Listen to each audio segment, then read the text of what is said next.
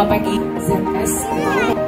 Tidak lupa juga tidak syukur kita haturkan kehadiran Allah bertempat di Raudah hari Sabtu tanggal 8 Juni mengucapkan basmalah. Yang dipimpin oleh perwakilan dari Hitan adalah sunnah dari Nabi Muhammad yang fungsinya untuk menjaga kesehatan, dan tentu juga di dalam ilmu medis itu sangat bermanfaat bagi kesehatan anak-anak kita, tentunya sampai nanti mereka dewasa. Jadi fasilitasi oleh beberapa sponsor, tapi sejak COVID kemarin itu sempat terhenti, dan alhamdulillah barangkali ini momen untuk kami ke depan kegiatan seperti ini dapat kami teruskan, apalagi nanti mohon dukungannya dari wali kota yang akan datang.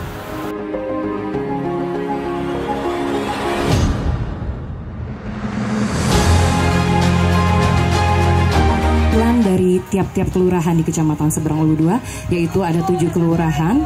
Yang pertama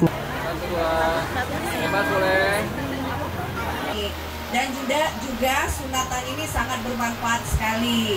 Salah satunya untuk kesehatan ya, untuk kesehatan dan juga untuk kebersihan pada diri masing-masing ya.